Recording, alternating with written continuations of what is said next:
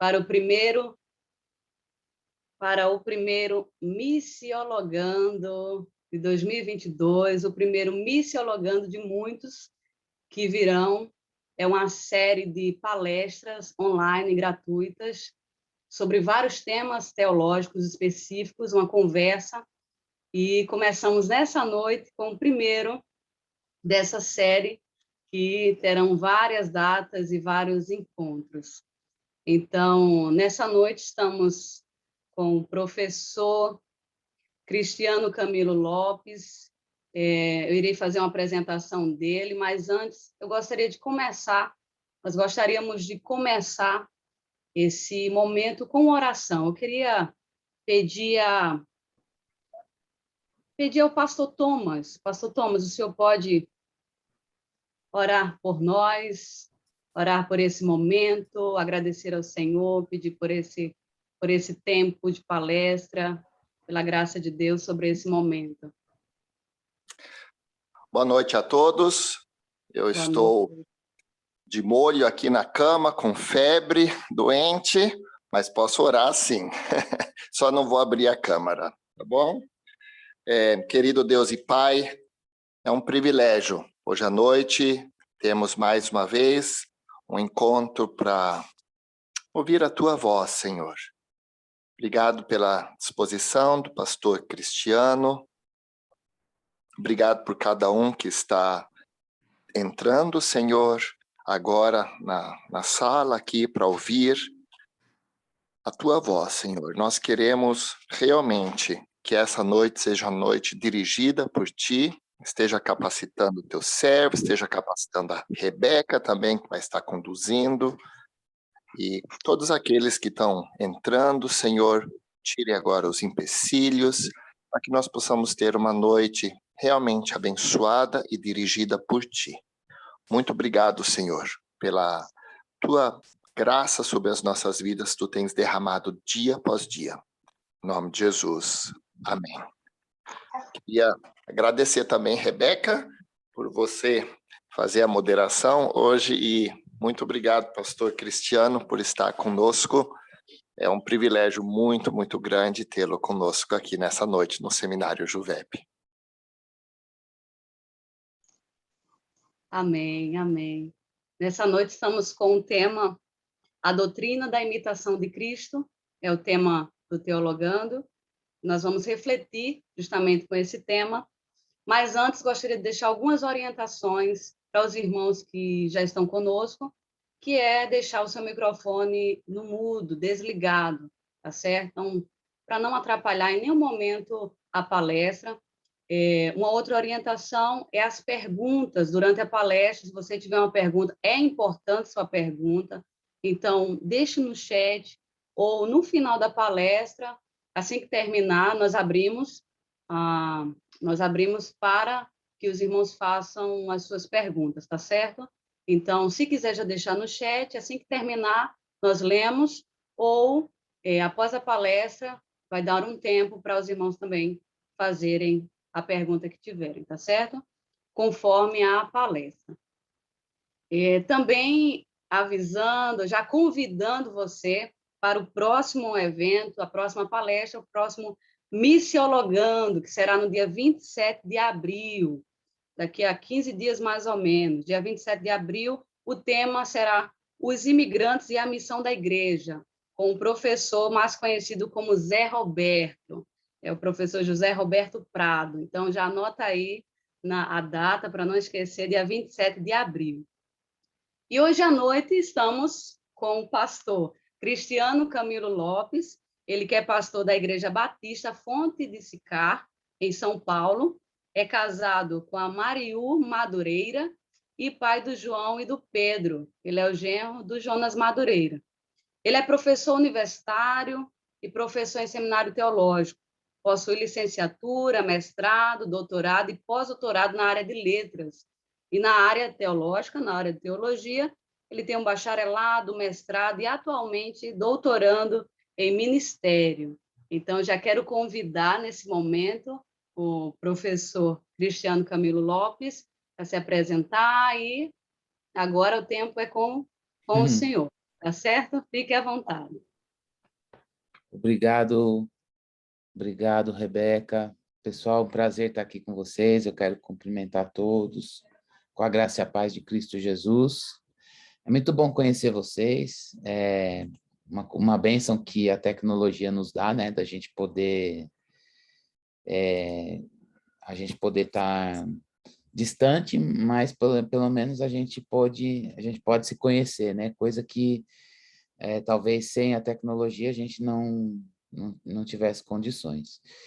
E me agrada muito poder estar aqui nessa noite, compartilhando um pouco da palavra de Deus e tudo que com ela se relaciona, não é? A gente vai refletir sobre um tema que diz respeito à vida cristã, né? Na verdade, a gente vai falar um pouco sobre a vida e obra, né, a vida de Tomás à Kempis, ou Tomás de Kempis, eu vou falar um pouco disso, e a obra A Imitação de Cristo, e, na verdade, pensar os links e aplicações possíveis para a nossa vida espiritual, para a nossa atuação no ministério, né? Então, o nosso roteiro vai ser assim, eu vou falar um pouquinho sobre a vida e a obra, a vida do autor e um pouquinho da obra, como ela é estruturada, como ela se divide, e depois a gente vai fazer a análise de um capítulo. Quando eu falo um capítulo, parece que é muita coisa, mas não é, é uma sentença. E aí a gente vai perceber os possíveis links com textos bíblicos, embora isso não esteja explícito no texto A Imitação de Cristo, mas a gente vai, a partir do texto do autor, a gente vai para algumas inserções no texto bíblico e pensar quais desdobramentos isso tem para a nossa vida, para o nosso ministério, tá bom? Eu preparei uma apresentação, vamos ver se a tecnologia vai ajudar a gente. O pessoal colocou no chat que eu sou cunhado do Jonas Madureira, é isso mesmo. A gente estudou junto no seminário, a gente se conheceu e logo depois a irmã dele veio estudar e a maior bênção dele na minha vida foi ter apresentado a minha esposa. É brincadeira, ele é uma bênção, não apenas por ter apresentado a minha esposa, mas pelo privilégio da gente poder servir junto, né? E ao longo da vida cristã, ter sido formado junto e viver como família também. Inclusive, ele publicou um tempo atrás um texto, né, O Custo do Discipulado, publicado pela editora Fiel, que também dialoga muito com essa obra, com as ideias que a gente vai trabalhar aqui hoje, né? Mas como a gente vai falar sobre a obra, né, específica do Tomás à Kempis, ou Tomás de Kempis, a gente vai ficar um pouquinho na estrutura dela. Então, vamos lá, ver se eu consigo compartilhar minha tela. Depois eu posso mandar essa apresentação para vocês, e vocês podem, não precisa anotar as coisas, não. A ideia é que a gente... Ok, deixa eu pôr aqui para... Vocês estão vendo, gente? Sim. Então, ok. Obrigado, Rebeca. Então, a gente vai refletir um pouquinho sobre a vida e obra do autor, pensar a estrutura da obra e depois pensar os diálogos que a gente pode estabelecer. Tá bom? Então, vamos começar falando um pouquinho sobre o autor e pensando nessa dinâmica do autor, a gente vai falar sobre autor e autoria, né? Quando a gente fala do autor, há uma dúvida, e aí o que vocês vão ver aqui, o que eu coloquei embaixo sobre a autoria, são teorias, né? E há uma tradição mais aceita sobre a questão da autoria da obra A Imitação de Cristo. O autor tem vários nomes, assim, são várias formas de falar do autor. Então, vamos ler aqui, ó. Tomás de Kempis, Tomás de Kempen, Tomás de Hemmer, que eu não sou um bom pronunciador para isso, Tomás A. Kempis ou Tomás von Kempen. Suas datas, há uma dúvida se é 1379 ou 1380, e a morte em 1471, no mosteiro de San, aí o Jonas podia me ajudar a pronunciar esse nome em alemão, Mas a gente sabe que ele nasceu numa vila alemã da Prússia, na região do Reno, mais ou menos 60 quilômetros de Colônia, cidade de Colônia, na Alemanha. Tá? Ele foi um monge e um escritor alemão. Agora tem uma disputa sobre a autoria da obra, né? Os italianos a atribuem a um abade em Vercelli. Os franceses têm assegurado que uma outra pessoa quem escreveu, um tal de Jean Gerson, de Paris. Mas, se a tradição mais aceita, como está aqui, a gente tem que convencer, fazendo um exame da obra, a gente vai perceber que foi, de fato, Tomás a Kempis, que nasceu em 1380, né, nessa região, perto da cidade de Colônia, na Alemanha. Como é que a obra ela é dividida? A obra é dividida em 4 partes, o que são chamados de 4 livros. O primeiro livro tratando dos avisos úteis para a vida espiritual. O segundo livro, exortações à vida interior. O terceiro livro, da consolação interior. E o quarto livro, do sacramento do altar. Essa obra ela é de domínio público já. Então, se vocês encontram ela tanto publicada desde edições de pocket, aquelas edições mais baratas, né? Várias casas publicadoras que às vezes nem têm compromisso com fé cristã, mas que publicam obras clássicas, e ela vai entrar nesse hall de uma obra clássica. Então, você encontra edições de bolso, que a gente costuma aqui em São Paulo ver bastante, Tomás, a obra Imitação de Cristo, em edições que são vendidas, por exemplo, no metrô. Então, várias estações do metrô, a gente tem ou você tem uma pequena livraria, ou você tem, por exemplo, aquelas máquinas que você põe dinheiro lá e você mesmo pega a obra que você quer. Não é difícil você encontrar a Imitação de Cristo lá. Mas também você tem outras editoras que fizeram um trabalho um pouco mais cuidadoso na publicação da obra, como é o caso, por exemplo, da Shed Publicações, uma vertente ali da Edições Vida Nova. Eles publicaram o texto integral, e é o texto puro. Você pode adquirir um trabalho um pouco mais cuidadoso em termos de diagramação, em termos de cadernação e etc., né? Mas é uma obra que, se você, inclusive, digitar no Google, você vai encontrar, e ela tem sido usada, por causa da sua proposta,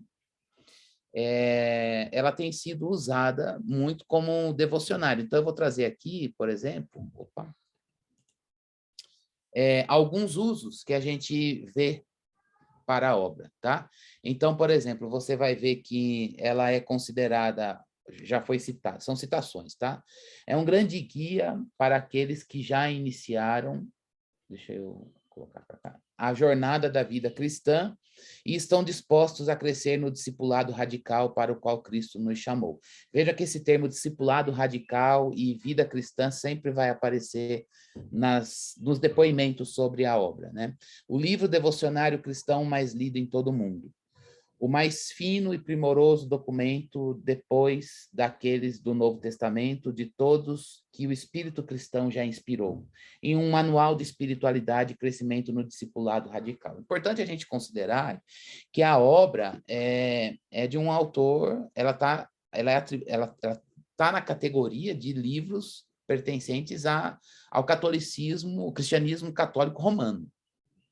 Então, você vai encontrar, por exemplo, na Imitação de Cristo, a doutrina do purgatório, tá? Você vai encontrar em algumas partes, quando ele vai falar da questão da morte, você vai encontrar ali a doutrina do purgatório. E pode ter alguma outra doutrina católica que esteja expressa e assumida na obra. Mas isso, a gente precisa fazer a leitura com essa perspectiva crítica, mas é importante a gente considerar que a essência da obra é trabalhar a vida espiritual e a nossa devoção para com o Redentor, Cristo Jesus. Então, essas doutrinas, essa doutrina, por exemplo, do purgatório, não é o eixo central da obra. Então, você pode ler tranquilamente, porque a obra, isso aí vai entrar pontualmente em alguns aspectos, mas a essência da obra é servir de reflexão da pessoa, o nosso apreço, nossa dedicação, a piedade cristã, e dentro da piedade cristã, trabalhar a devoção pela vida de Cristo. E eu também já ouvi dizer de pessoas que, às vezes, mencionaram que você deve ler a Imitação de Cristo com um pouco mais de cuidado, porque o desejo expresso na obra, né, por Cristo, é tão intenso que, às vezes, dá vontade de você se desconectar do mundo. E a gente sabe que a gente está aqui na missão, né? A gente está aqui na tarefa de testemunhar Cristo Jesus. E a nossa vida espiritual, a nossa piedade, a nossa vida de consagração, nossa vida devocional, ela alimenta a gente para o fazer, né? Ela trabalha a gente para a atuação no reino de Deus, conforme a mão soberana do Senhor, onde Ele nos colocar. Então, mas esse depoimento, ele reforça essa natureza, essa essência devocional que a obra tem. Então, é por isso que a gente vai fazer uma avaliação de um capítulo da obra, e aí eu fiz uma escolha, vocês depois me batem na saída. Por que você escolheu esse capítulo e não outros? Aí é uma questão de delimitação mesmo, e de escolha por desejo do coração. E aí eu vou compartilhar, mas a partir da obra de Tomás à Kempis, eu quero fazer um jogo intertextual. A palavra intertextual é uma palavra que a gente usa muito no mundo das letras, para se referir a um texto entre outros. E como é um texto? Então, o texto do Tomás à Kempis aqui e o texto bíblico acessado a partir dos insights do texto do Tomás à Kempis. Então, a gente vai para o texto bíblico pensando na conversa ou nos inputs que o texto de Tomás à Kempis pode nos sugerir. E o objetivo dessa nossa reflexão, a partir do texto do Tomás à Kempis, irmos para o texto bíblico, é justamente honrar a proposta do livro, que é devocional. Tá? Então, porque o livro é um manual de espiritualidade, e para crescimento espiritual, eu quero trazer essa essência para a nossa conversa de hoje, para essa fala que eu estou colocando aqui para vocês, tá bom? Então, vamos fazer isso, e aí eu já mostro aqui o capítulo 12 do livro 1. Tá? Então, lembra que são 4 livros? Eu peguei o capítulo 12 do livro 1 e eu trouxe o texto aqui, vamos fazer uma leitura do texto integral. O capítulo 12 vem com esse título, né? Das vantagens da adversidade, e aí a gente tem dentro do capítulo 2 sentenças. E eu vou ficar nessa primeira aqui. Eu vou desmembrar essa sentença e a gente vai refletir um pouquinho sobre ela, tá bom? 2 considerações antes da gente fazer a leitura aqui do capítulo 1. Eu estou com 4 crianças aqui em casa. 2 são os meus filhos e 2 filhos do Jonas estão aqui com a gente hoje. Então, se vocês escutarem, eles estão brincando, gritaria de criança, é a vida como ela é, tá bom? E a segunda coisa é que, como eu estou num quarto, pode ser que o sinal vem da sala. Então, às vezes, ele dá uma travadinha, mas logo ele recupera. Tá bom? Aí eu só peço para vocês me sinalizarem aqui, tá? Então, vamos fazer a leitura aqui desse primeiro parágrafo, dessa primeira tese do capítulo 12. Bom é que, de quando em quando, passemos por sofrimentos e contrariedades, porque muitas vezes, eles, né, as adversidades, os sofrimentos, fazem o homem entrar em si, lembrando que vive no deserto, e em coisa nenhuma do mundo deve pôr a sua esperança. Bom é que, por vezes, padeçamos contradições e de nós se não tenha boa estima, ainda que quando são boas as nossas ações e intenções. Isso muito nos ajuda a ser humildes e preserva-nos da vanglória. Quando fora os homens nos desprezam e se não fiam de nós, procuramos com mais cuidado ter a Deus por testemunha do nosso interior. Então, eu vou quebrar essa sentença em 3 pontos e vou para 3 textos bíblicos para a gente poder fazer esse jogo intertextual, e o objetivo é que a gente seja desafiado intelectualmente, mas, acima de tudo, no nosso coração, para que a palavra de Deus nos equipe para a gente continuar no fronte, no reino de Deus. E aí, a primeira quebra que eu vou fazer aqui é essa daqui. Bom é que de quando em quando passemos por sofrimentos e contrariedades, porque muitas vezes fazem o homem entrar em si, lembrando-lhe que vive no desterro e em coisa nenhuma do mundo deve pôr a sua esperança. Eu li outra palavra na primeira leitura, perdão. A palavra desterro aqui traz a ideia de que a gente vive na terra, né? Tá? Remete ao mundo debaixo do sol. Então, vamos refletir um pouco sobre essa primeira parte, quando ele fala da questão das adversidades. Porque eu já vou fazer uma meia-culpa aqui. Por que eu coloquei essa questão das adversidades? Porque é algo que tem definido o povo de Deus em toda época, em qualquer lugar, mas a gente tem enfrentado um sofrimento mais intenso. Para a nossa geração, a gente sempre fala assim, né? Nesses últimos meses, nesses últimos anos, e eu queria que a gente refletisse um pouco sobre nós, como nós temos como a gente tem reagido no sofrimento que Deus nos impõe, debaixo da sua mão soberana. E um segundo objetivo da gente refletir sobre isso é como a gente pode se permitir ser renovado pelo Espírito Santo de Deus nas verdades bíblicas, a fim de que a gente continue firme e constante no lugar onde o Senhor nos plantou, no reino dele. Então, vamos refletir um pouco sobre isso, e eu gostaria de lembrar sobre essa questão do texto de Romanos 5:5, que eu estou lendo aqui para vocês, estou lendo na Nova Versão Internacional, porque o ponto de contato aqui é quando ele diz que é bom que a gente passe por sofrimentos e adversidades.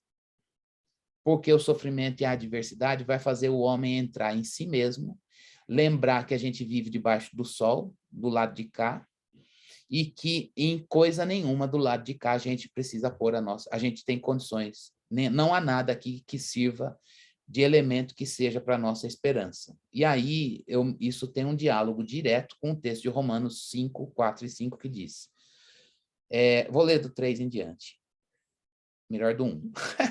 Tendo sido, pois, justificados pela fé, temos paz com Deus, por nosso Senhor Jesus Cristo, por meio de quem obtivemos acesso pela fé a esta graça na qual estamos firmes e nos gloriamos na esperança da glória de Deus.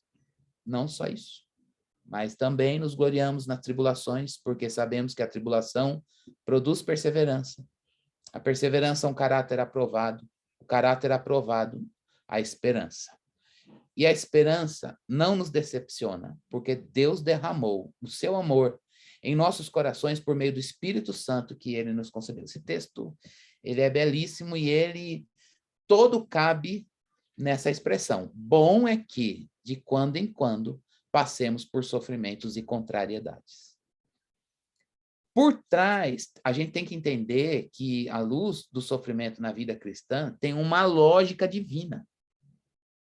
Um trabalho divino, um trabalho pedagógico de Deus na nossa vida, trabalhando no tempo e no espaço para que a gente seja formado por ele por meio da tribulação. É um trabalho de ensino, é um trabalho pedagógico, e quando a gente se dá conta desse trabalho pedagógico, dessa racionalidade divina, de promover a experiência certa para que verdades da palavra sejam apreendidas no caráter, quando a gente tem esse discernimento e esse entendimento, a gente consegue se colocar melhor no sofrimento. A gente consegue se colocar melhor na situação de prova, de adversidade, entendendo quais são os benefícios daquela prova. E isso não é uma coisa que passa só pelo cognitivo. Isso é algo que envolve a espiritualidade. Envolve a nossa formação e o nosso relacionamento com Deus, a nossa percepção aguçada para Deus por meio da palavra numa vida cheia do Espírito. Então, é imprescindível que todo cristão, e aí muito mais, que toda pessoa que pôs mão no arado, ela tenha essa consciência de que há uma racionalidade divina trabalhando nas adversidades e que essa racionalidade divina nos promove, Deus promove a experiência certa para que as verdades, os pontos da fé cristã, que às vezes a gente já conhece, mas que precisam ser apreendidos no caráter, é aquilo que Paulo fala na oração que ele faz para a igreja de Éfeso. Eu oro para que vocês sejam fortalecidos com poder pelo Espírito no homem interior, e assim Cristo habite no coração.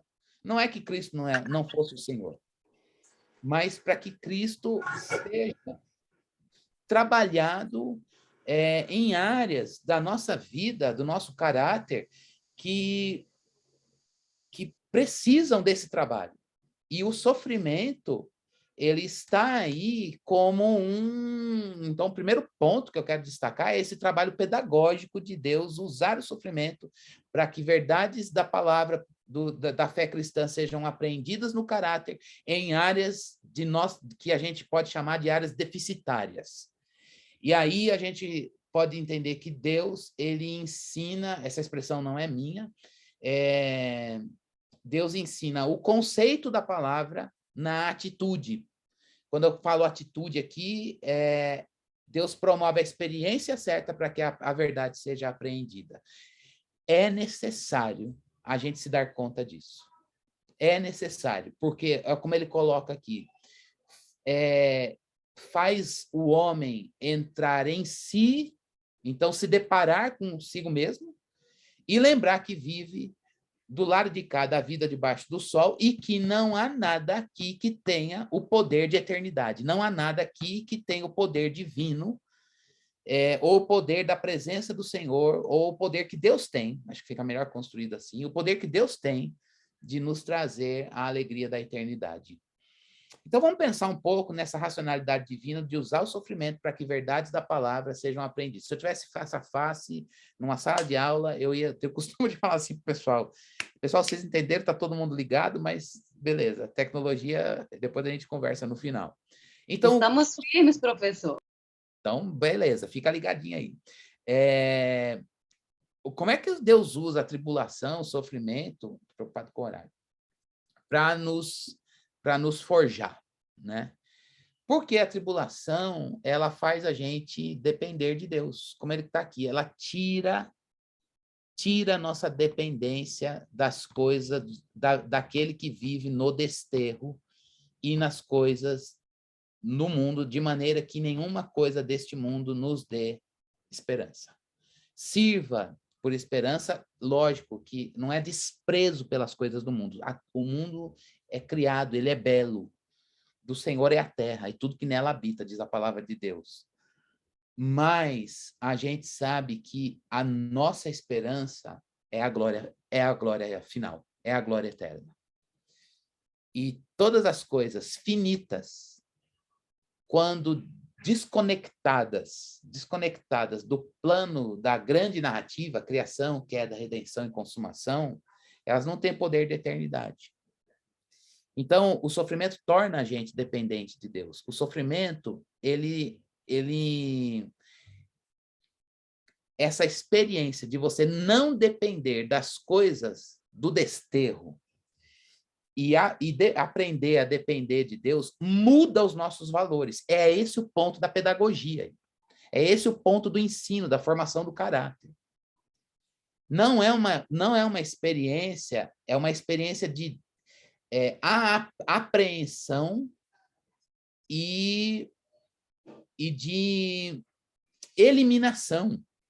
Então, quando você percebe que Deus colocou você numa situação de sofrimento, para que coisas sejam desapreendidas e o caráter de Jesus seja apreendido, é uma experiência de disciplina, é uma experiência que vai forjar novos valores e trabalhar a nossa espiritualidade.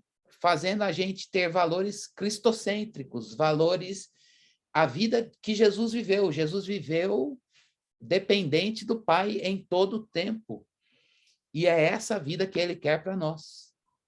Então, essa experiência, ela é imprescindível para o crente. Ela é imprescindível para o missionário, imprescindível para o obreiro. Está aqui, a gente precisa passar pela experiência de sofrimento e contrariedade para que a gente se lembre que a gente vive no desterro e que coisa nenhuma desse mundo a gente deve pôr nessas coisas a nossa esperança. E é aí que essa experiência de tribulação vai forjar em nós o quê? A virtude da perseverança. Irmãos, o que é perseverança? Perseverança é a capacidade de ficar no sofrimento que Deus colocou. É muito sério quando a gente diz, Deus me faz perseverante. Você está pedindo para Deus dizer, é essa situação e eu peço para que o Senhor me faça fiel nela. Eu não estou pedindo para o Senhor mudar o contexto. Eu estou pedindo para que o Senhor trabalhe a vida do filho em mim, para que eu tenha os meus valores transformados, de acordo, mais aproximados da vida de Cristo, de maneira que a gente consiga permanecer no sofrimento como Cristo fez. Ele foi fiel até a morte, e morte de cruz. É esse o caminho que está proposto para nós. É o caminho de ser fiel no sofrimento e perseverar no sofrimento, conforme a vontade de Deus nos colocou, mas há uma experiência sendo trabalhada em nós, porque Paulo vai dizer, essa experiência é o caráter aprovado. Você faz a obra de Deus, mas Deus vai fazendo você.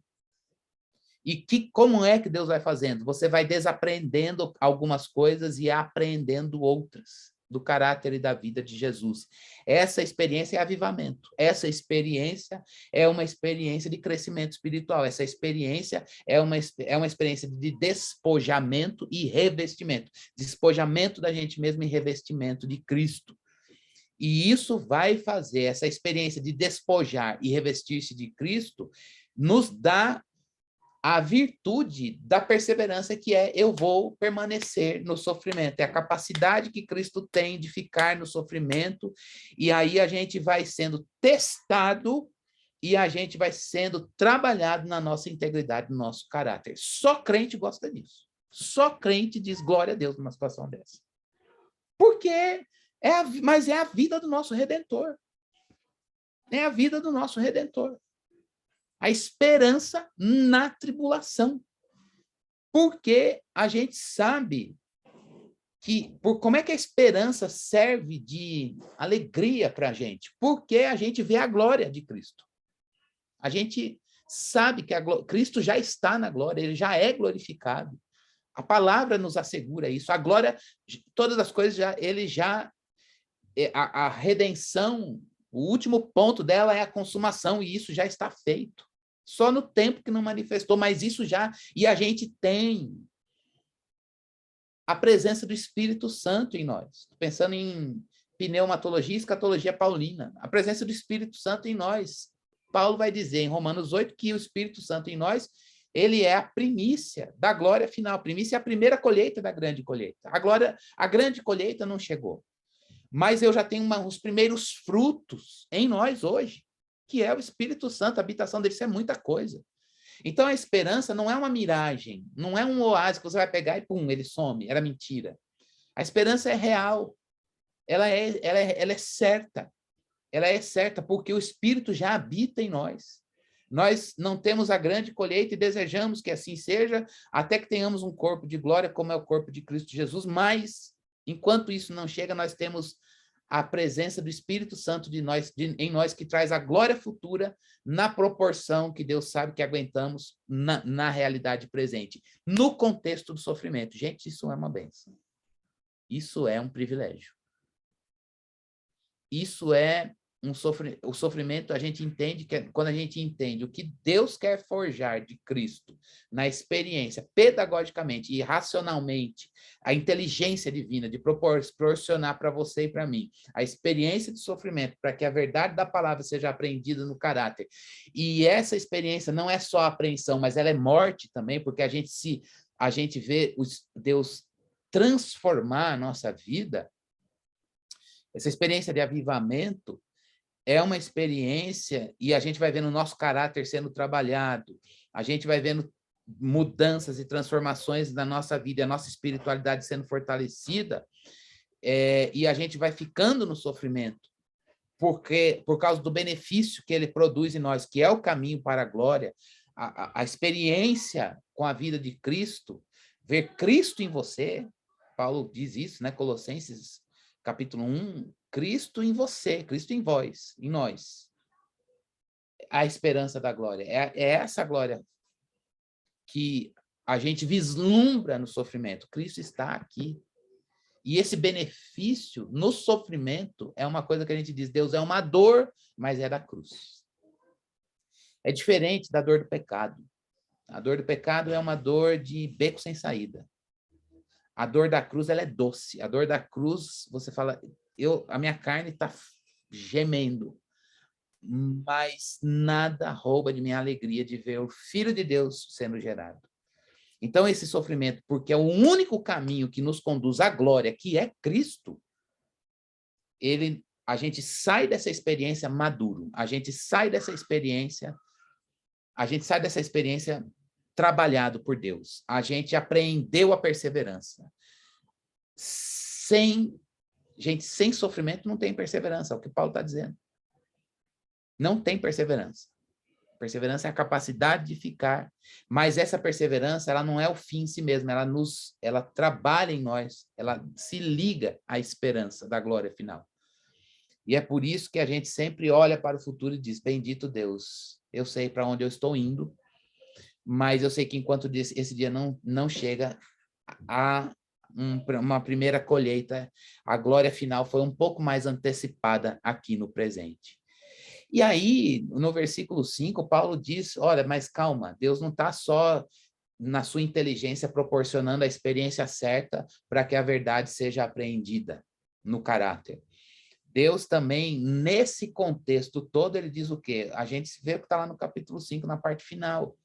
O amor de Deus é derramado pelo Espírito no nosso coração. Há uma certeza, Deus está trabalhando por amor.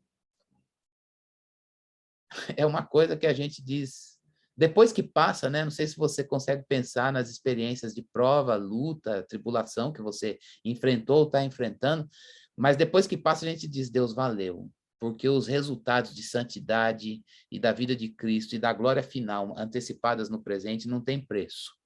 É uma coisa que a gente não aprenderia se Deus não nos desse essa experiência. Mas durante todo esse período de sofrimento e de prova, a gente sabe que o Espírito de Deus, ele, que é a primícia, que habita em nós, ele derrama porque é bastante, é abundante, né? Não são gotas, mas ele derrama o amor de Deus no nosso coração. Então, é aquela experiência de Jesus como filho com o Pai. A gente olha para a vida de Jesus, o Filho de Deus, com o Pai, o relacionamento que eles têm, e a gente olha tudo aquilo e diz, é essa percepção de que ele e o Pai, Jesus, o Filho, que nos fez filhos nele, esse amor, João 17, eu estou pensando aqui, assim como eles são um, o Espírito de Deus nos faz pensar, eu falei que tinha um coro de crianças aqui, né? Vocês devem estar ouvindo. Ele nos faz ter essa experiência de filhos de Deus em Jesus, no amor do Pai. Gente, isso é para além do entendimento. Tem até aquele cântico antigo, né? Muito além do nosso entendimento, alto mais que todo pensamento, tão glorioso em seu sublime intento, é o amor de Deus sem par. É isso que o Espírito de Deus nos faz, mas em que contexto? É a maravilha no sofrimento. A esperança na tribulação. Né? Então, a gente vê a tríade, né, das virtudes cristãs, a fé, a esperança e o amor, sendo trabalhados na nossa vida no contexto do sofrimento. Eu ficaria mais tempo aqui e tinha mais coisa para falar, mas eu preciso ir para um outro pedacinho, senão a gente não vai avançar. Então, vamos para a segunda parte. Tudo isso dessa experiência do sofrimento, eu queria agora que a gente fosse para a figura de João Batista, mais especificamente nessa referência que está aí, de João 1, do 19 até o 28, com só um acréscimo de Mateus 3,14, que eu vou ler, tá?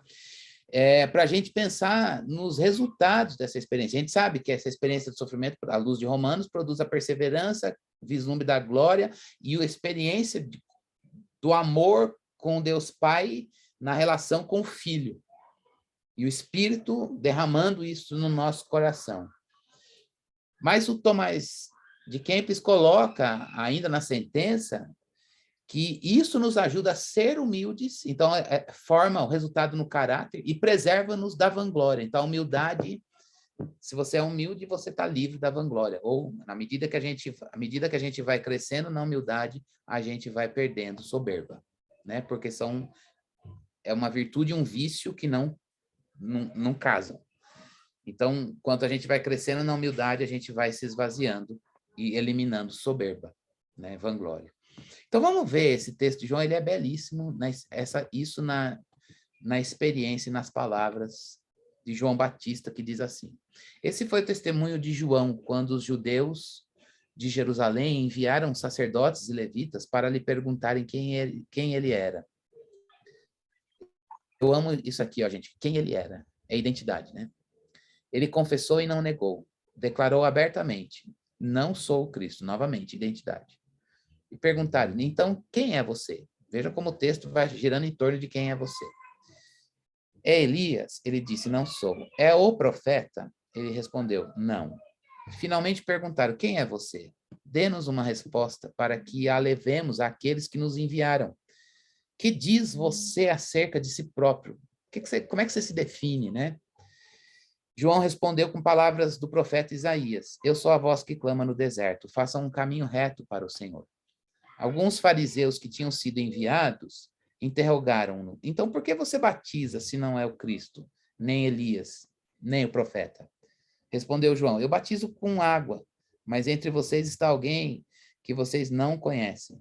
Ele é aquele que vem depois de mim, e eu não sou digno de desamarrar as correias das suas sandálias. Tudo isso aconteceu em Betânia, do outro lado do Jordão, onde João estava batizando. O texto, ele gira no diálogo, né? Na narrativa, um texto, é uma narrativa no Evangelho, então a gente tem dois gêneros aí literários, e a gente vê que o narrador, ele dá voz naquele diálogo a esses interlocutores para mostrar a conversa gira em torno da identidade. Quem é você?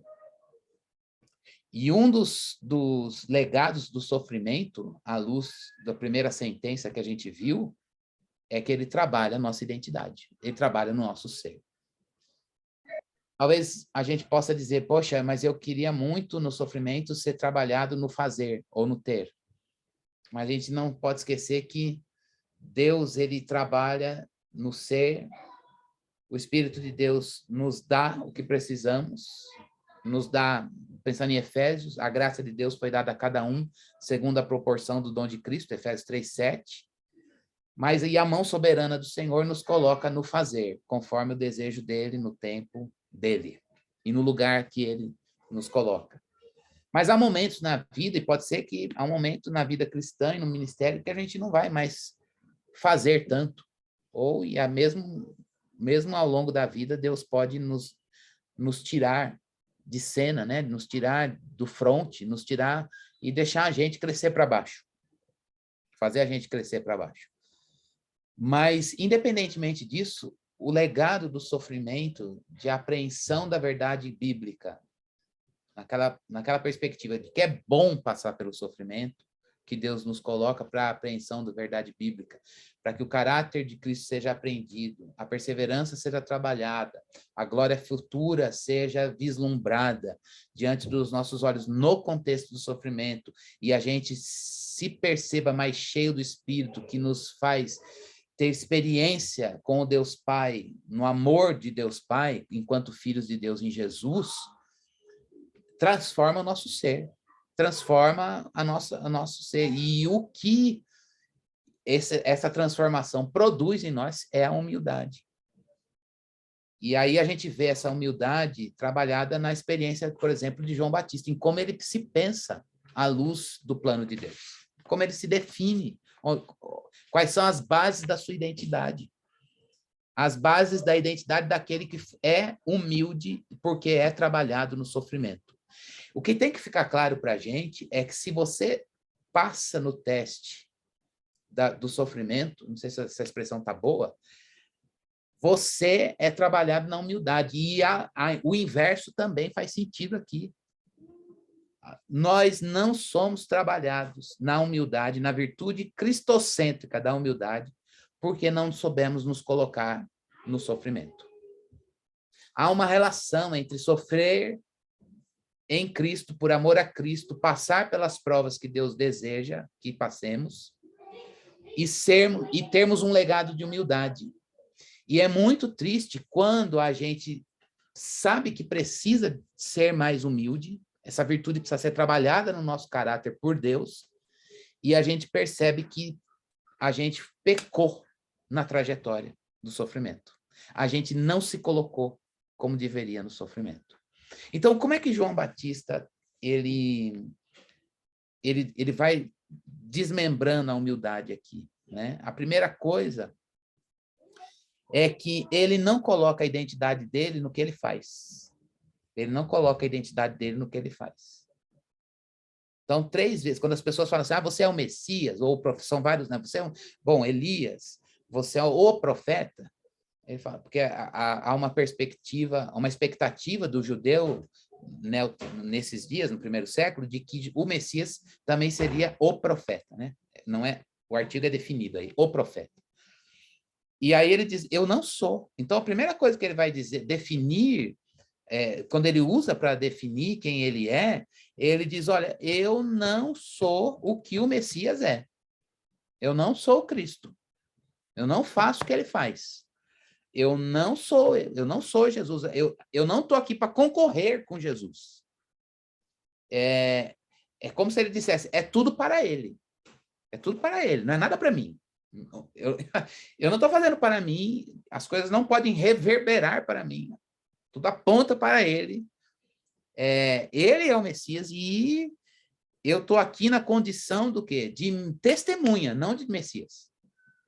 Então, para nós, isso aqui é uma coisa maravilhosa da humildade, porque a humildade é fazer a vida não girar em torno da gente, mas fazer a vida girar em torno de Cristo.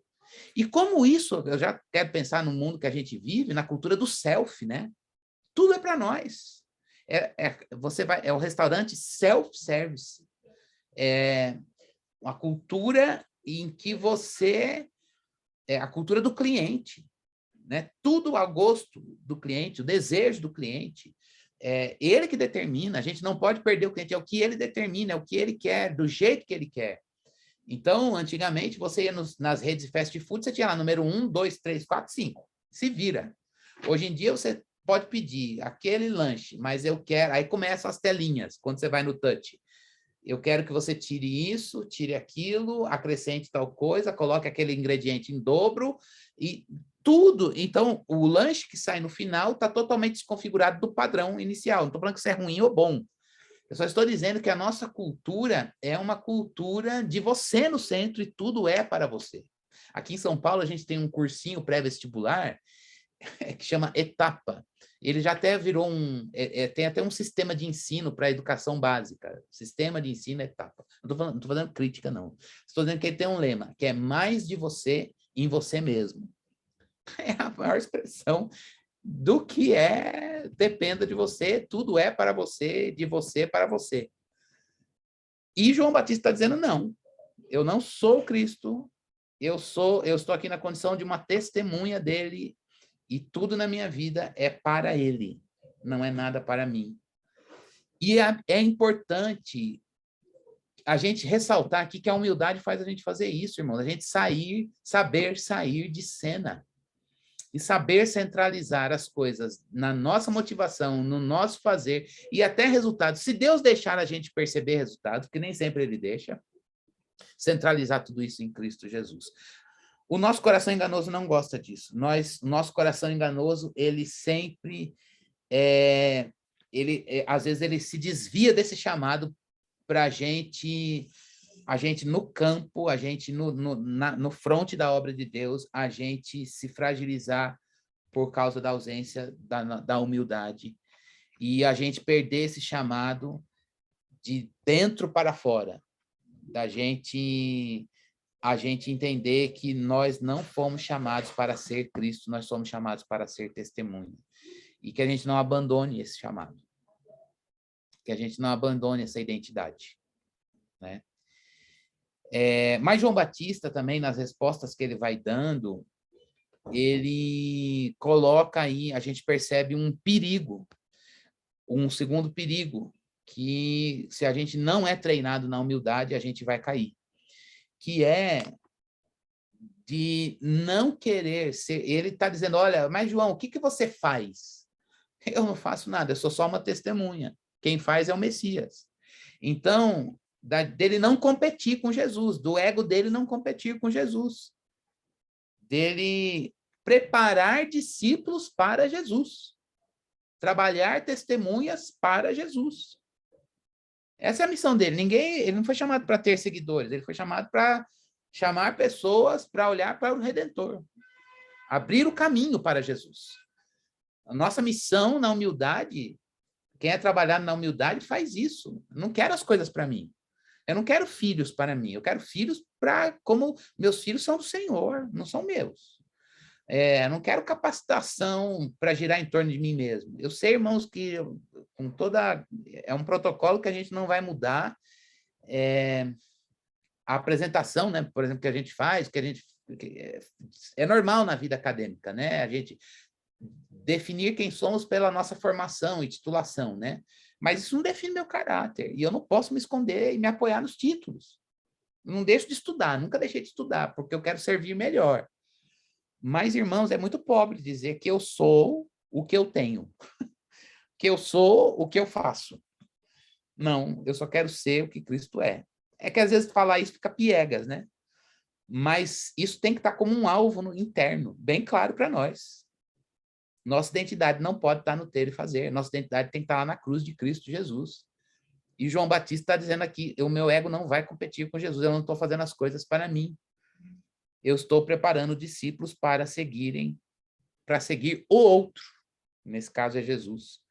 A identidade dele aqui não está no aplauso, a identidade dele aqui não está no aplauso, por isso que ela não compete. Agora, se a nossa identidade estiver no aplauso, a gente sempre, indiretamente, direta e indiretamente, a gente vai competir com Jesus. E eu fico pensando que nessa cultura, como eu disse, de exibição, na cultura, a gente vive a tecnologia de informação proporciona isso para a gente. Uma cultura da exibição. O privado virou público, então você expõe tudo. Eu não estou dizendo que isso é ruim. Irmãos, eu não estou nas redes sociais, então eu não tenho muita competência para falar desse universo, mas eu sou pastor, eu sou da geração, que costuma ser chamada de geração X, né? E pastorei uma galera em São Paulo da geração Y e Z. E eles são, os da geração Z, eles vivem nesse universo, nesse mundo virtual. A vida deles gira em torno disso. E então eu interajo bastante com eles, embora não esteja nas redes sociais, mas eu percebo como esse mundo gira em torno disso, né? Ele gira em torno da gente mesmo, da imagem, e você leva para o público as coisas da sua vida privada a fim de que o outro te veja. É para mostrar para o outro, para ser visto, para ser notado. Não sei com que objetivos, mas pergunto, para ser admirado, para ser observado, para ser seguido? Seguidos, não sei, porque é uma expressão que está nas redes sociais. Quantos seguidores e a quem você segue, né? Então é muito sério, porque isso daqui é sutil e não vai mudar e a gente não tem que demonizar e jogar fora. Mas a gente precisa interagir e não ser marcado. Interagir, mas não ser marcado. E dá um senso de frustração muito forte essa vida na exposição das redes sociais, porque os resultados são sempre em níveis de comparação e são sempre em termos de quantificação. E aí eu percebo que há uma seleção do que você vai mostrar. João Batista, ele está dizendo, olha, a minha identidade é fazer as coisas para ele, ponto. E a identidade dele não está no aplauso. Isso tem que estar no nosso coração. E o sofrimento, ele nos dá esse legado. O sofrimento e a dor da cruz de Jesus nos dá esse legado de não ter uma identidade no aplauso. Mas a nossa sociedade gira em torno do aplauso. Tem um teórico chamado Guy Debord, outros falam Guy Debord, mas acho que a maioria fala Guy Debord. Ele escreveu uma obra, que é dos anos 1960 para 70, chamada Sociedade do Espetáculo. E ele é uma obra mais sociológica, e ele diz isso. Ele vai definindo e a gente vai lendo. E olha que a gente nem tinha internet naquela época, mas a gente vai vendo o que é a vida na sociedade do espetáculo. Não é à toa que a gente beira, nessa sociedade, a angústia, a depressão, por um senso de frustração quando você sempre se compara se coloca em comparação à luz de determinados paradigmas e modelos que não tem nada a ver com a identidade que brota lá da cruz de Jesus. E é essa revisão que a gente precisa fazer. Tomás A. Kempis, um livro do século XV, A Imitação de Cristo, perdão, um livro do século XV, está nos desafiando nisso. E, por fim, o João Batista, aí que eu lembrei do texto, coloquei aqui Mateus 3:14, que eu quero ler, ele diz lá, o João Batista, João, porém, era o batismo de Jesus, né?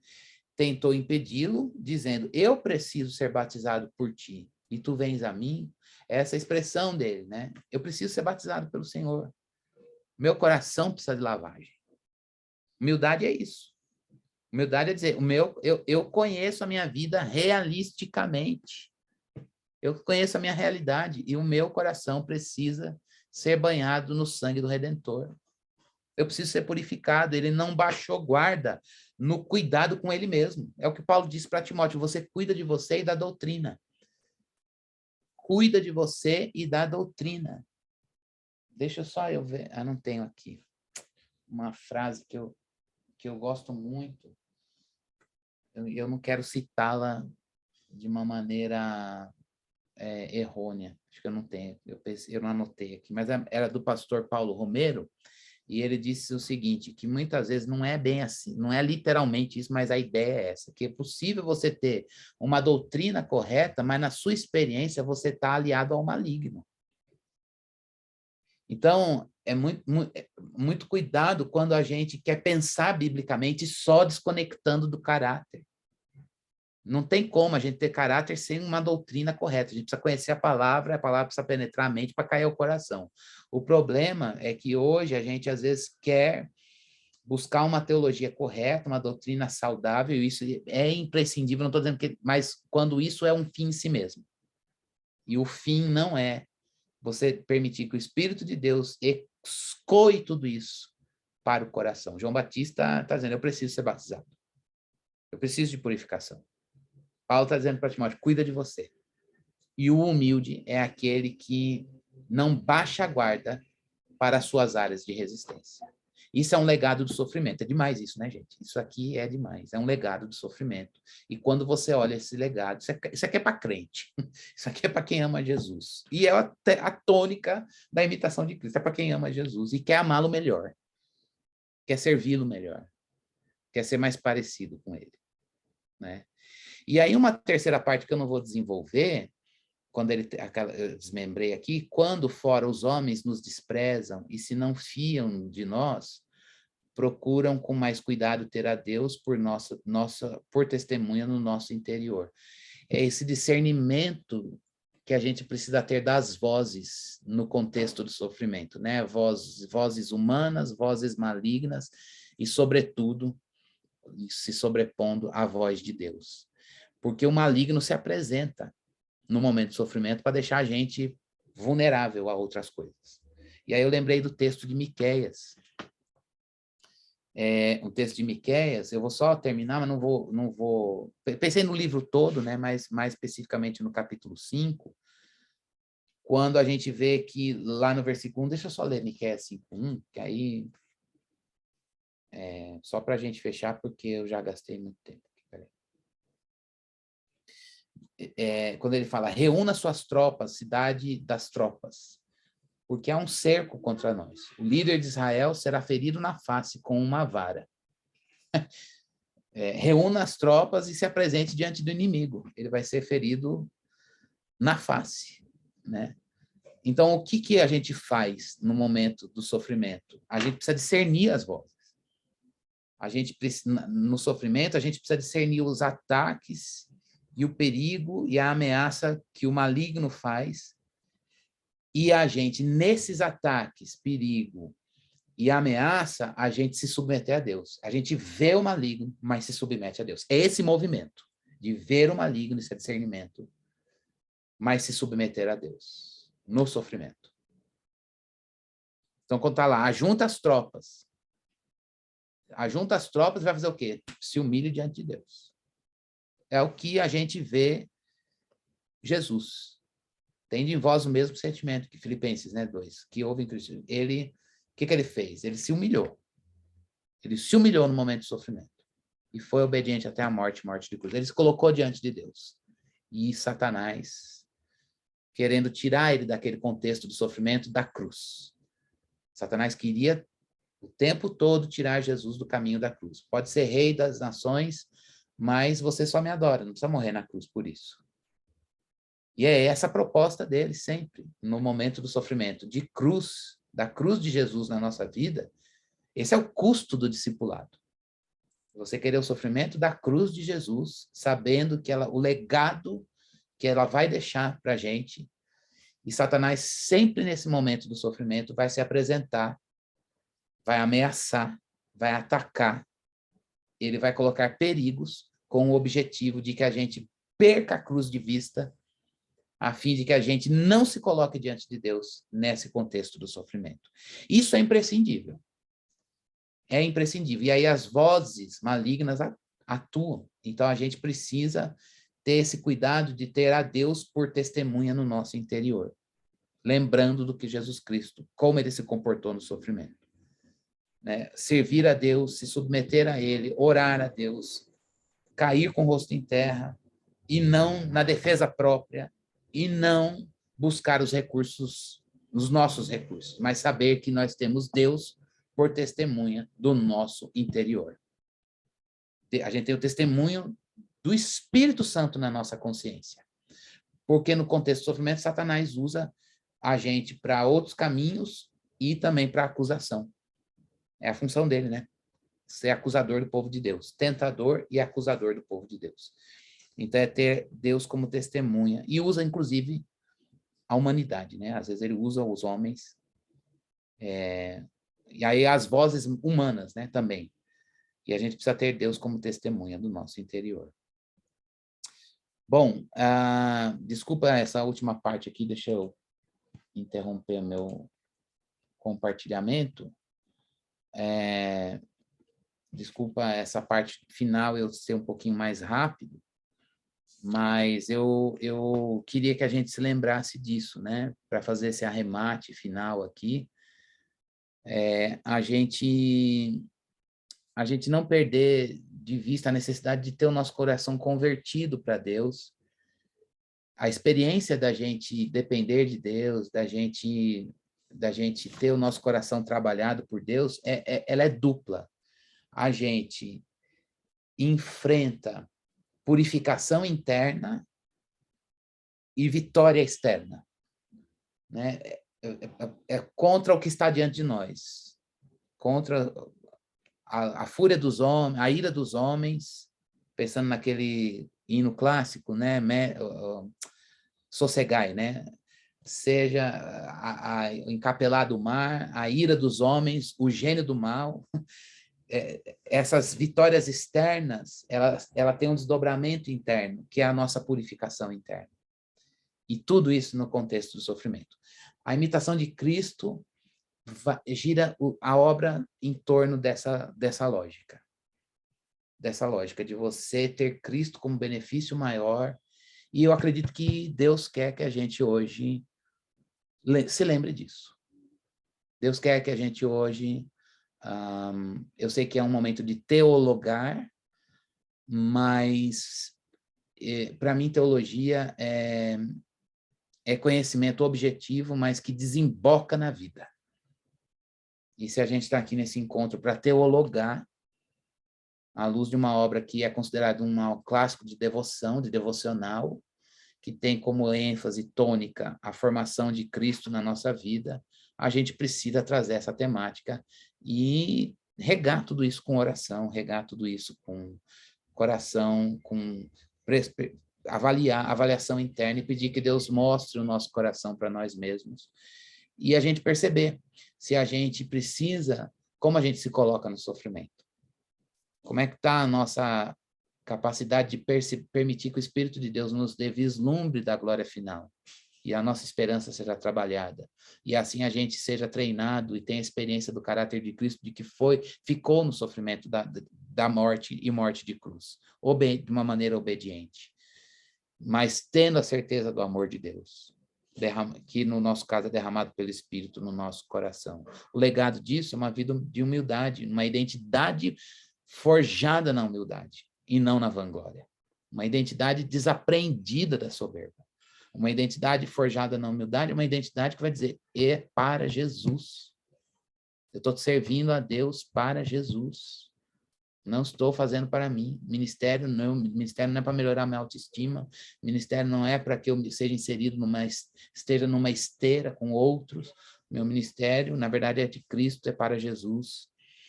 E o nosso ego não competir com Jesus e a gente saber que nesse processo nós precisamos de Jesus para purificar o nosso coração. Só o humilde faz isso. E quem é humilde? É aquele que se colocou bem no sofrimento. E mesmo assim, nesse contexto do sofrimento, ele é aquele que tem Deus por testemunha. Ele consegue discernir as vozes humanas, a ira dos homens, o gênio do mal, e se colocar diante de Deus. É aí que entra a espiritualidade, irmãos. Da gente, no momento do sofrimento, querer estar diante de Deus. Faz sentido Jesus no Monte das Oliveiras o tempo todo orando, se colocando diante de Deus, se colocando diante de Deus. Com toda aquela não discernimento dos homens, o conhecimento limitado que eles tinham da obra redentora de Jesus, o ataque de Satanás ofertando o caminho fora da cruz, caminho de sofrimento fora da cruz, e ele o tempo todo diante de Deus Pai, diante de Deus Pai. É isso que está aqui para a gente. Tomás de Kempis não é inspirado, não é palavra de Deus, mas ele bebe da palavra de Deus e disserta sobre isso ao longo da sua obra. Essas são as ideias que eu tinha para compartilhar, mas, na verdade, um momento devocional mesmo, assumidamente um momento devocional aqui para nós. E é isso, não sei se vocês querem conversar um pouco, ou se vocês querem compartilhar, acho que eu não tenho muita coisa mais para responder, mas eu tenho, talvez a gente pudesse fazer troca ou orar, né, nessa noite sobre isso. Não sei se a Rebeca quer conduzir, ou a gente pode orar, como é que a gente pode fazer? Não tinha como começar melhor, não é, professor Cristiano? A palavra de Deus é demais, né? Não é? Põe a gente... logo com humildade, é um dos temas mais profundos, né? Só alguns comentários aqui enquanto a sua fala, que diz assim, o pastor Thomas, ele comentou logo no início, adversidades e sofrimento como trabalho pedagógico de Deus em áreas deficitárias do nosso caráter. Olhar para si, lembrar que não somos aqui, trazer a alegria da eternidade. O outro que não aparece o nome, mas ele citou Hebreus, capítulo 5, versículo 8, que diz, embora sendo filho, ele aprendeu a obedecer por meio daquilo que sofreu. Perfeito, né? Cristiane também comentou, disse, nossa identidade tem que estar na cruz, glória a Deus. Alguns comentários foram esses. A Cristiane também está parabenizando, excelente exposição. E eu posso perguntar ao pessoal, eles podem fazer alguma pergunta que tiverem nesse momento. E aí depois nós fazemos a oração, os agradecimentos e a oração já também incluindo toda essa responsabilidade que recaiu sobre nós a partir dessa palavra. É verdade. Mas, primeiramente, se alguém tiver algum comentário ou pergunta, esse é o momento. José Márcio também colocou aqui, João 3, versículo 30, diz assim, é necessário que ele cresça e que eu diminua. Os irmãos podem, se quiserem fazer alguma pergunta ao professor Cristiano, pastor, fiquem à vontade.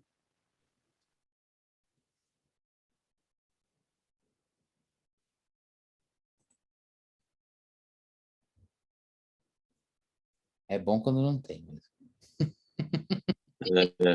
Boa noite, pastor Cristiano. Graça e paz. Paz, meu querido.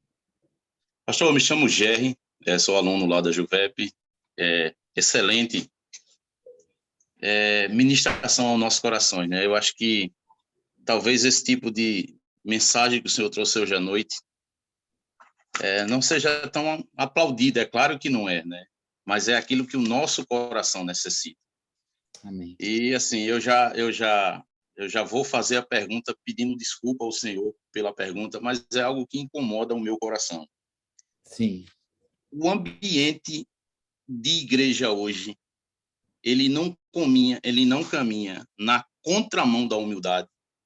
Ou seja, às vezes o ministério, ele não fomenta no coração de muitos líderes essa vaidade que nós não deveríamos ter.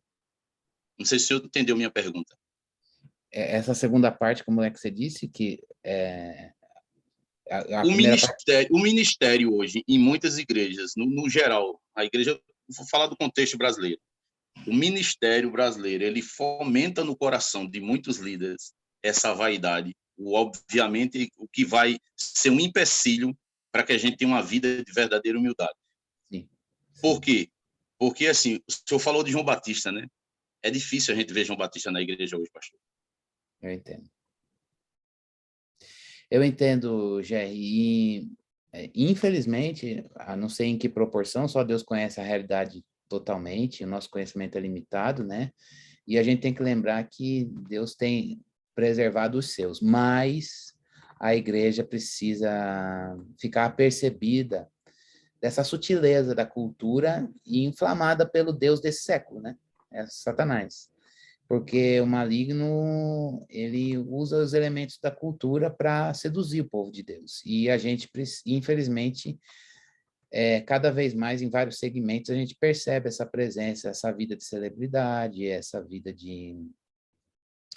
A tecnologia da informação proporciona muito isso, né? Proporciona muito isso. Então, essa vida de celebridade, essa vida girando em torno da gente mesmo, está muito mais... Isso é velho, só está aí desde que o pecado entrou no mundo, desde Gênesis 3. Mas vai assumindo formas na cultura, e na nossa cultura, com a presença da tecnologia da informação, isso fica muito escancarado e muito mais acessível, muito mais... A difusão fica muito mais rápida e de um alcance maior, né? E é isso que fere o nosso coração, às vezes, e até, ao mesmo tempo que fere, todo mundo é tentado com isso.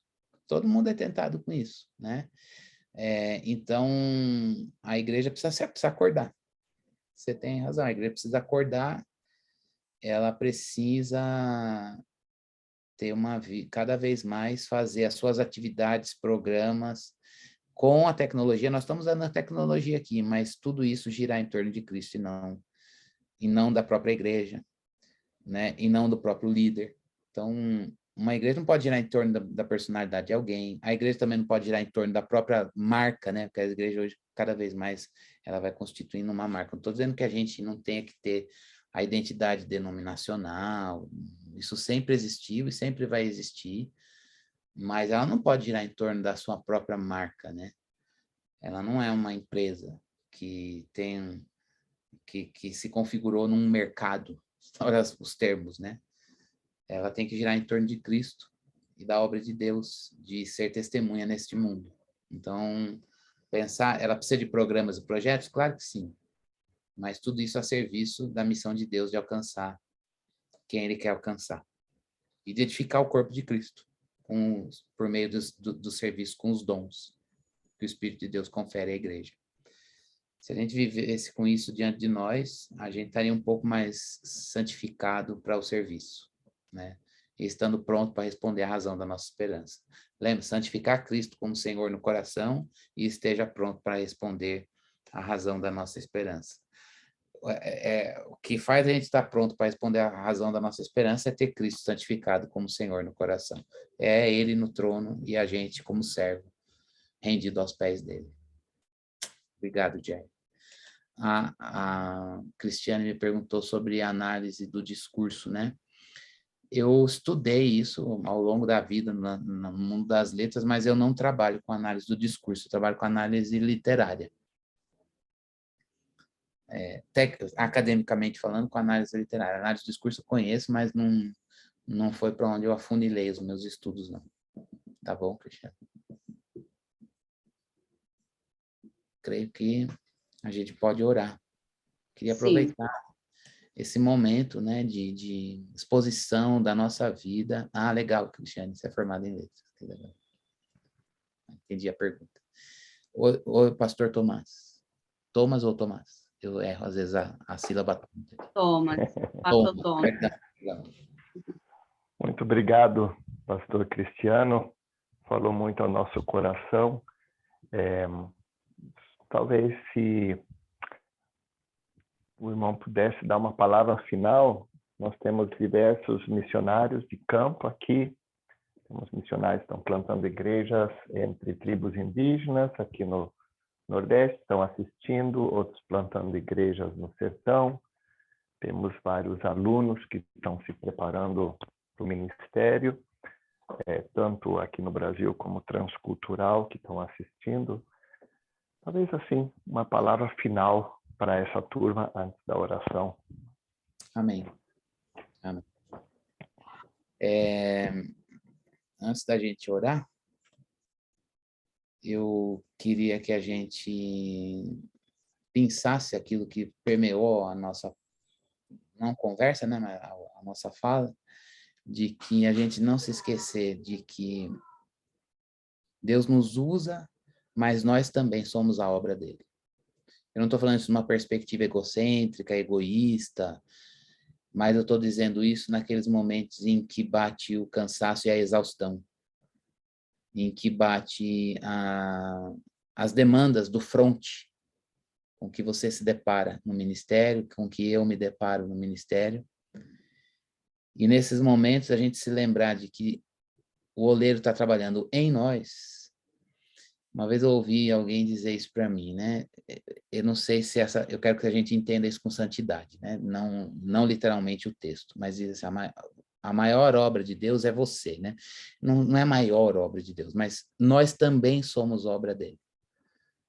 E enquanto a gente vai fazendo a obra dele, eu já disse isso, ele nos faz, né?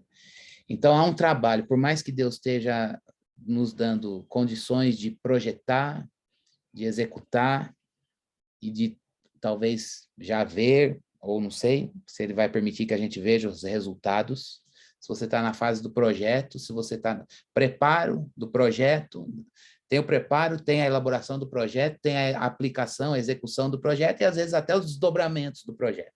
Eu não sei em que estágio, né? Às vezes eles se acumulam, mas não perder a perspectiva de que você é a obra de Deus.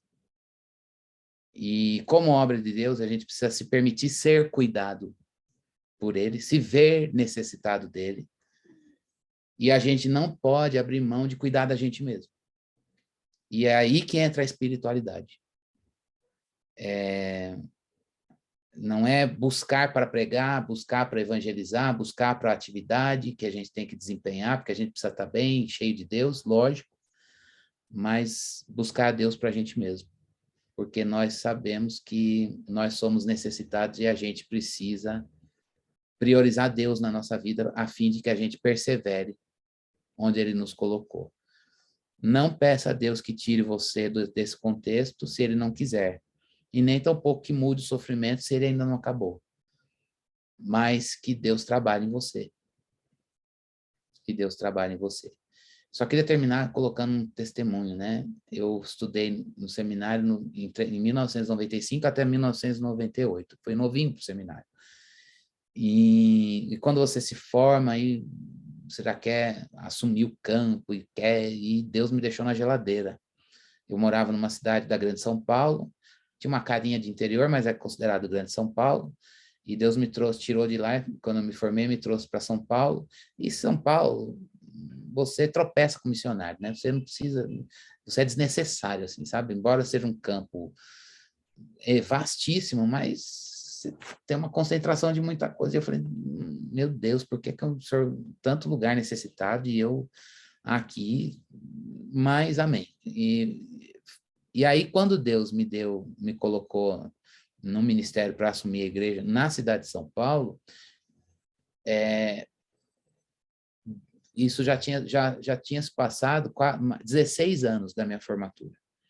Então, eu fiquei 16 anos crescendo para baixo, né? E quando Deus me colocou no front, na igreja, para implantar uma igreja aqui na cidade de São Paulo, é numa realidade com uma geração totalmente diferente. Eu me sentia muito despreparado, porque eu sou da geração X lidando com geração Z. É muita diferença, muita diferença. E eu sou uma pessoa do interior, simples, para vocês terem ideia, então, não aderi às redes sociais, e numa cidade que não é o meu ambiente. Eu não sou um paulistano, eu não sou uma pessoa urbana, eu sou uma pessoa do campo, vivendo nessa selva de pedra e cuidando de pessoas de gerações totalmente diferentes e que vieram de origens eclesiásticas, os que migraram porque vieram para São Paulo por causa do mercado de trabalho. Então, era tudo para dar errado.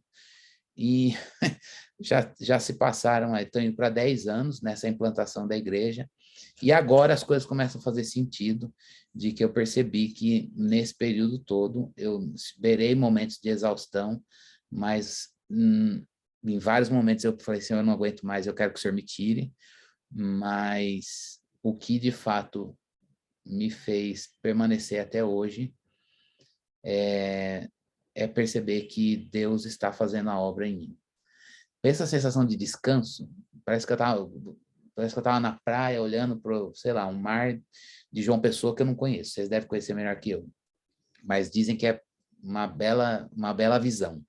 Pois é, aquela sensação de descanso aqui na cidade de São Paulo, no meio do sofrimento, somente, pura e simplesmente, quando eu me percebi Deus trabalhando a vida do filho dele no meu caráter. É uma sensação de descanso.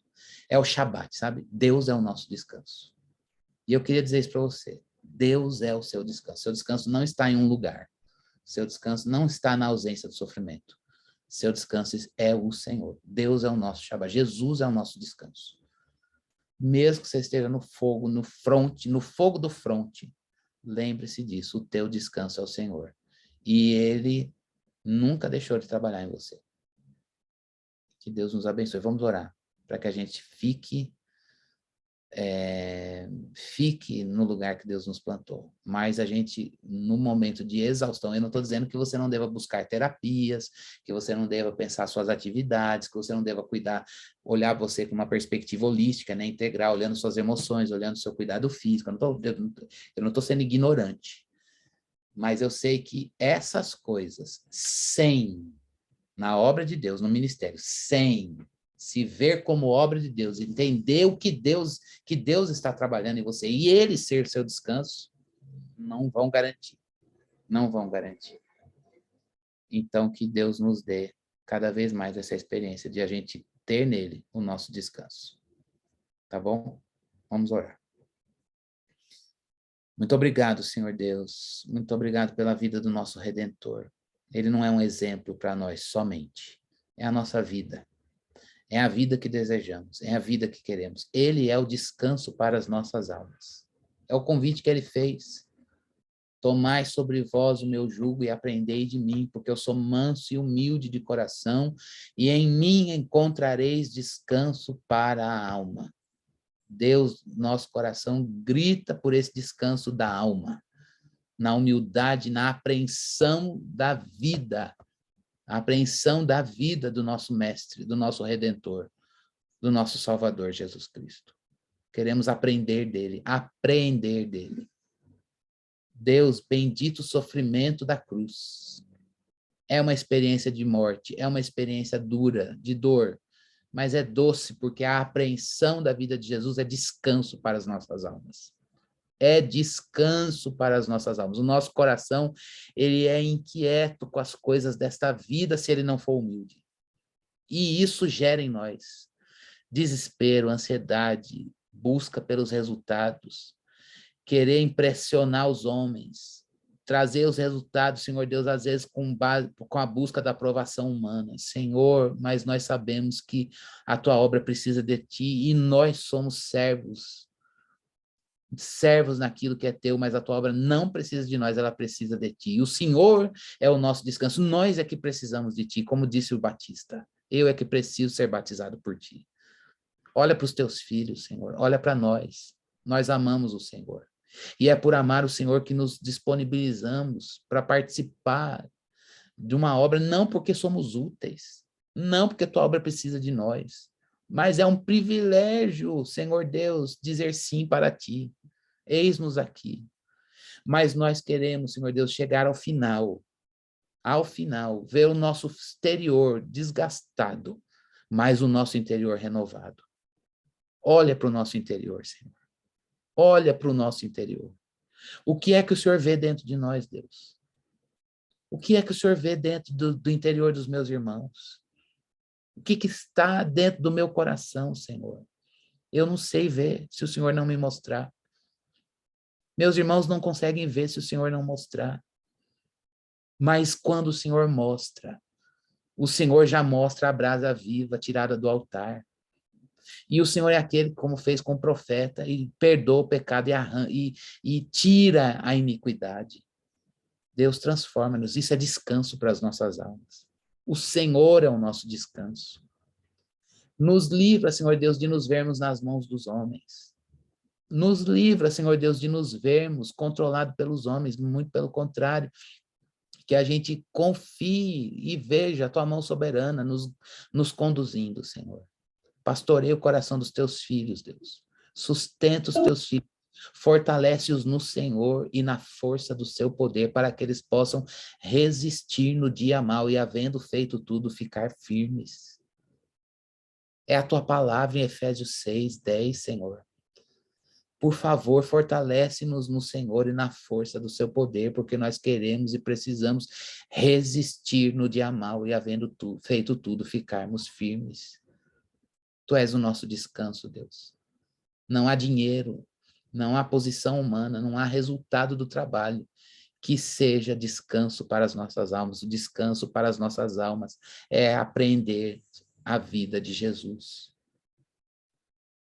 Que o Senhor enxugue dos nossos olhos as lágrimas, Senhor Deus. Que essas lágrimas, elas caiam na terra, Senhor Deus, e amoleçam essa terra para que haja, Senhor Deus, cultivo da semente e haja frutos para a glória do Senhor. Sustenta-nos na tua obra. É a nossa oração em nome de Jesus. Amém. Amém, meus irmãos. Pastor Cristiano, Uma riqueza ter estado. Em nome do seminário, nós agradecemos pela sua participação, por esse tempo tão edificante, né? Essa mensagem tão edificante que o Senhor ministrou o seu coração para nós. Quero agradecer a toda a equipe do seminário, na pessoa do pastor Thomas, o diretor do seminário, a todos os irmãos, alunos, missionários, todos os irmãos interessados que estiveram conosco. Quero agradecer, em nome do seminário, a todos os irmãos por essa noite. Amém? Amém. Deus abençoe, nos dê uma noite agradável, um sono bom e uma semana abençoada. Amém. Para todos nós. Deus abençoe, pessoal. Prazer conhecer vocês, viu? Amém. Tchau. Tchau, tchau.